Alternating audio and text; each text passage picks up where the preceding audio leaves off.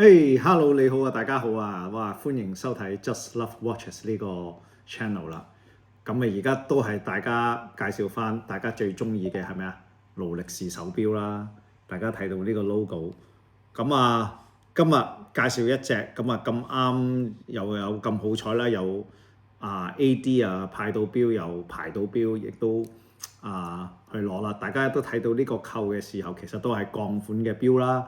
咁呢隻呢，就係今年最新嘅款嘅，就係100週年 OP 金鋼。大家睇一睇佢啦。咁呢款呢，佢就啱啱100週年啦，就係今年大概4月尾嘅時候，4月嘅時候先會有嘅。咁好彩啦，俾我攞到啦。咁啱啱戴咗2日嘅時候，咁大家睇一睇佢嗰個錶面啦。其實佢個錶面咧，呢個100週年咧，其實佢今年有2款新嘅 OP 啦。第一款咧就係嗰隻叫做Jubilee 啦，就係可能係電腦面啊，大家或者花面啊，另外一款咧就係呢隻100週年嘅金鋼嘅。咁呢個咧佢就個 dial 咧，佢個面咧就係用咗平時嘅石板灰面啦。咁佢呢隻特別咧，佢個 Rolex 咧，佢又寫咗綠色啦，亦都下低大家如果知道平時咧，佢新款嘅勞力士佢會寫 Swiss Made 呢個嘅，佢而家咧就改咗，呢度就冇寫 Swiss Made， 跟住佢就寫咗100 years 啦，100 years 啦，因為佢啱啱100週年嘅嘅款式啦 OP 啦。咁佢嘅每個 index 嘅時候咧，其實佢有比較特別嘅。咁好似平時 OP 咁啦，係唔會有字嘅。亦都3點鐘同9點鐘嘅位置咧，亦都係2條啦。亦都12點係個皇冠啦，3點、6點、9點都係2畫嘅。咁而家佢呢隻咧特別嘅話咧，就係佢每一個 index 每隔5分鐘咧都會有一個綠色嘅正方框框。咁佢就係有紅色有綠色點點啦。咁呢個就係比較特別啦。同埋佢嗰個 bezel， 即係佢個標圈啦。佢就用咗黃金嘅，跟住同埋佢嗰個霸的都係嘅。霸的入邊咧，平時就可能有個皇冠啊，或者加點啊，或者加啲咩嘢。咁佢就皇冠咧，亦都寫咗100週年嘅。咁呢個嘅型號就係134303啦。咁呢隻咁好彩俾我攞到。咁我覺得戴咗呢隻即係2日嘅時候咧，咁佢都幾容易配襯啦嗱。咁大家如果睇到着啲灰色衫或者墨綠色或者斯文款嘅錶嘅時候，亦都非常之襯佢嘅。咁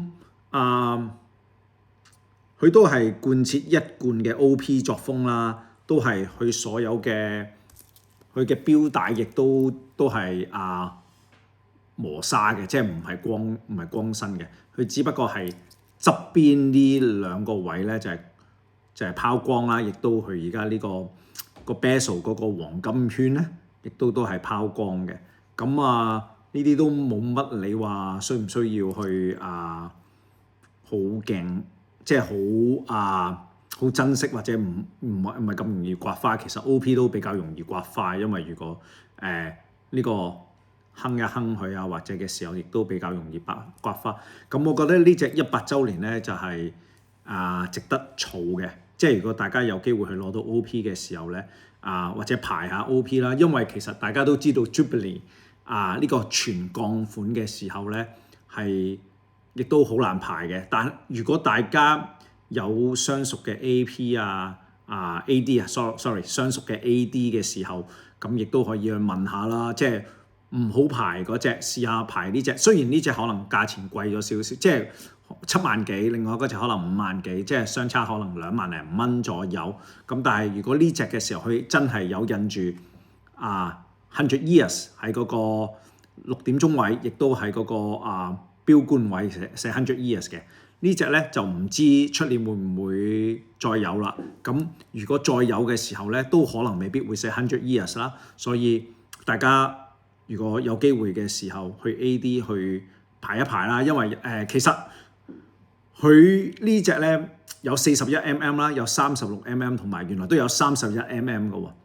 如果大家唔介意送俾老婆或者女朋友嘅時候，排下31mm 亦都非常之唔錯嘅選擇，亦都可以試下去 AD 問下啦。我覺得係有機會嘅，呢隻係冇想象之中咁難啊，因為我都覺得我都竟然買得到嘅時候，其實好多大家啲師兄都有機會買到啦，因為我呢隻好好彩啦，亦都冇話食乜嘢炒價，亦都冇話要食咩骨嘅時候，咁即係唔需要配貨嘅時候，亦都攞到嘅時候，咁大家趁把握機會啦，可能即係仲有下年4月嘅時候，而家8月，可能仲有8個月到10個月嘅時候，仲有機會買到，就大家希望可以買到嘅時候，快啲去排啦，因為其實 OP 嚟講，呢啲真係非常之容易嘅入門款啦，因為講真，你其他啲乜嘢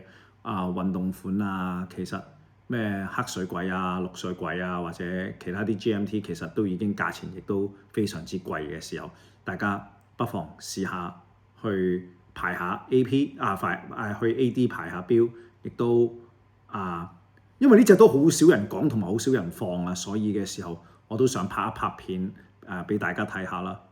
咁大家再望多一次隻標啊！咁多謝大家收睇啦。咁我嚟緊下次亦都揾另外啲 AP 同佢對比翻，究竟有咩分別啦？因為今日都唔得閒去攞另外一隻OP 嘅時候去做對比。咁大家歡迎留言俾 like 讚好，亦都歡迎 share，咁俾 comment，多謝大家。